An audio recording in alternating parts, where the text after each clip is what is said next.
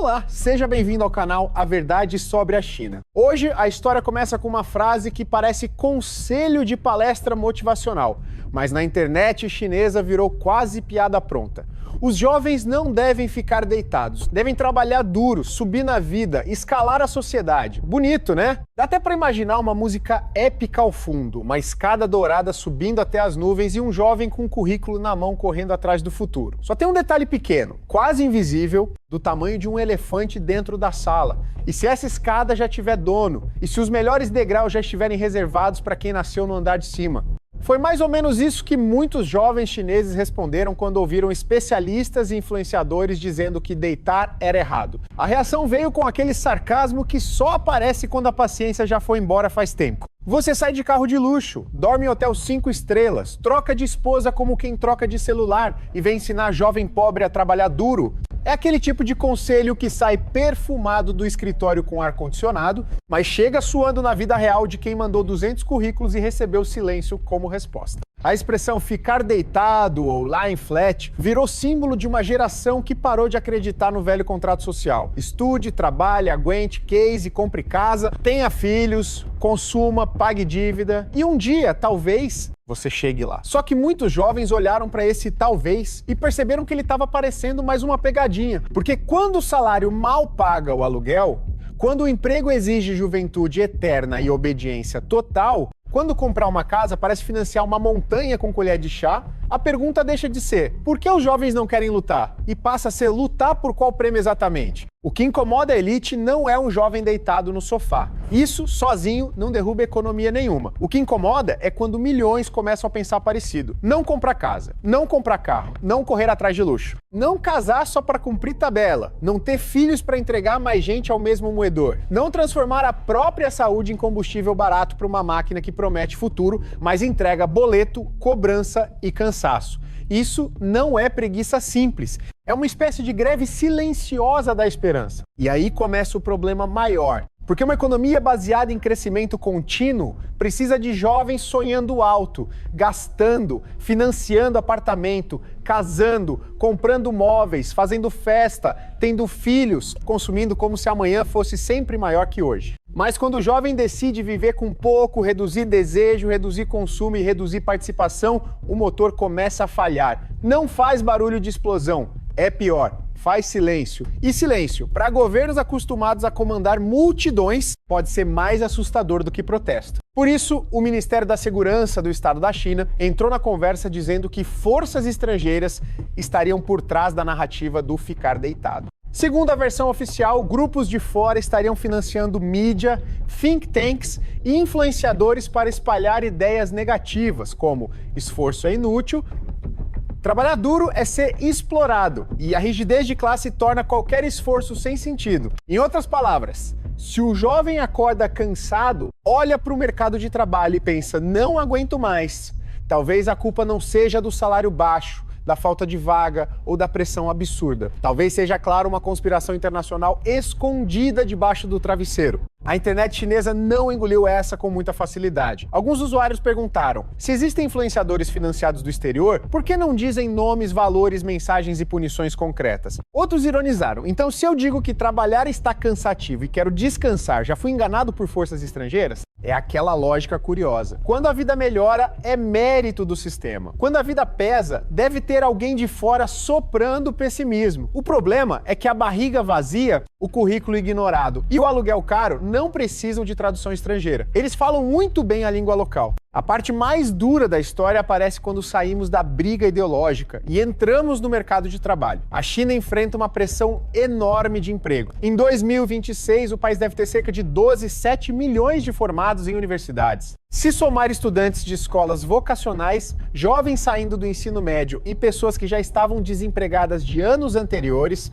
mais de 20 milhões podem disputar uma entrada no mercado formal. Isso não é fila de padaria em domingo de manhã. É uma multidão tentando passar por uma porta cada vez mais estreita. Um jovem formado em 2024 contou que vive com a ajuda da aposentadoria dos pais, em uma casa comprada por eles. Depois da graduação, pegou 50 mil yuans emprestados com a família para abrir uma empresa com um colega. Em dinheiro brasileiro, usando uma conversão aproximada, dá algo em torno de 36 mil reais. Perdeu. Depois pegou mais 100 mil yuans, algo perto de 72 mil reais. Perdeu de novo. No total, disse ter perdido 200 mil yuans, quase 145 mil reais. Desde o ano passado, mandou quase 200 currículos e quase ninguém respondeu. Muitos colegas também não encontraram emprego. Alguns aceitaram salários de pouco mais de 2 mil yuans por mês, algo perto de 1.450 reais, ainda com horas extras diárias. Aí ele concluiu: fica em casa, não compra roupa, corta gastos e tenta gastar o mínimo possível. Parece derrota?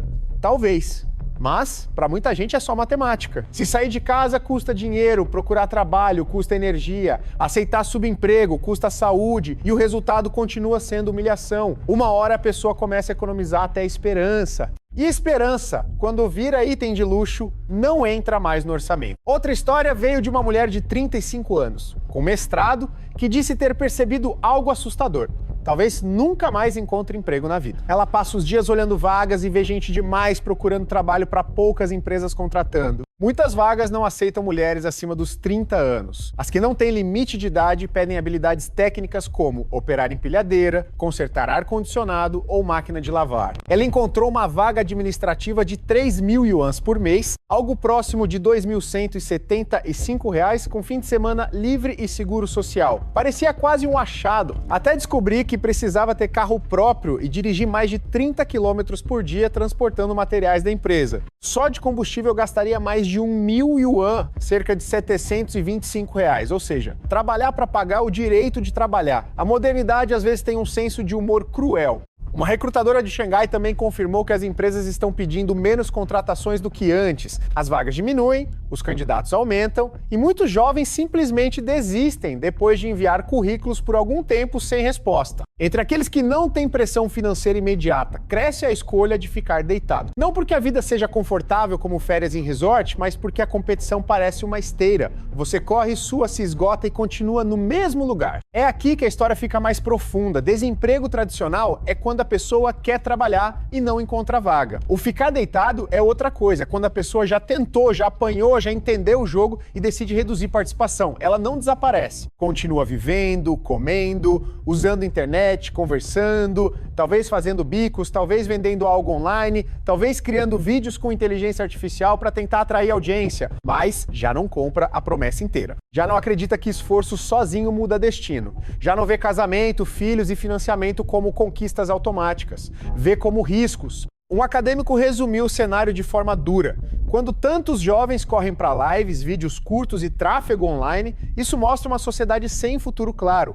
Não é que todo mundo queira ser influenciador. É que quando as avenidas tradicionais fecham, as pessoas começam a procurar qualquer fresta. Só que uma sociedade saudável não pode depender de jovens disputando migalhas de atenção na internet enquanto diplomas viram enfeite de parede. O relatório interno citado por analistas fala em um estado coletivo de baixa participação. Isso inclui cortar consumo, adiar ou evitar casamento, não ter filhos, ficar longos períodos fora da força de trabalho. Para o governo, isso é perigoso, porque os jovens são ao mesmo tempo consumidores e produtores. São eles que deveriam comprar, trabalhar, girar fábrica, encher shopping, sustentar mercado imobiliário e formar novas famílias. Se eles reduzem o ritmo, não é só uma escolha pessoal, é uma mudança no funcionamento da sociedade. Por isso, trabalhadores comunitários em algumas regiões foram bater de porta em porta pedindo que jovens não ficassem deitados e trabalhassem duro. Mas aí vem a pergunta mais simples e mais incômoda.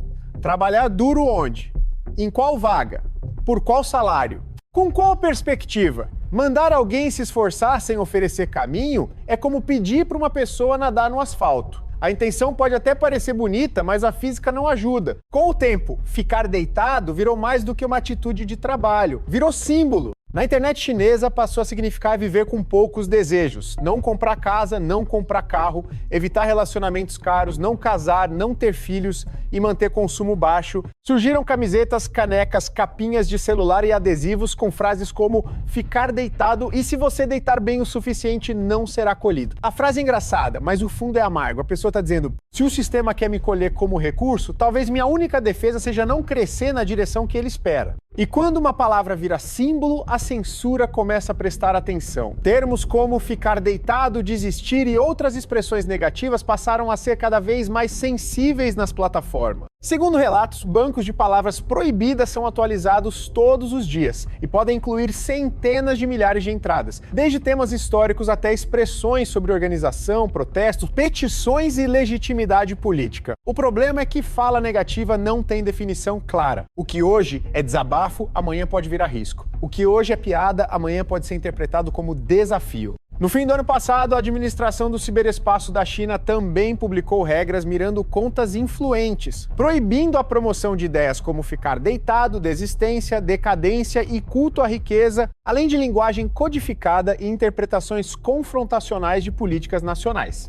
Na prática, a mensagem parece ser: pode falar, desde que fale bonito. Pode reclamar, desde que a reclamação não pareça reclamação. Pode sofrer, desde que com entusiasmo patriótico. Alguns comentaristas alinhados ao discurso oficial disseram que o Ocidente incentiva os jovens chineses a ficarem deitados, enquanto ele próprio lança programas econômicos, atrai talentos e oferece altos salários. Só que os internautas responderam rápido. Se eles oferecem altos salários, talvez o problema não seja a propaganda estrangeira, mas a falta de salário decente dentro de casa. Se querem que os jovens se levantem, ofereçam proteção, oportunidade e renda real. Não dá para pagar pouco, exigir muito, chamar cansaço de traição e ainda esperar aplauso. A camada mais profunda dessa história é a crise de confiança. Muitos jovens não estão apenas sem emprego, estão sem fé no jogo. Eles veem pessoas honestas ficando para trás, pessoas com conexões avançando. Discursos públicos sobre regras enquanto os bastidores funcionam por interesse, status e dinheiro. Quando uma sociedade passa a punir os corretos e premiar os espertos, a pergunta por que ninguém quer se esforçar fica quase ofensiva. Talvez as pessoas queiram se esforçar sim,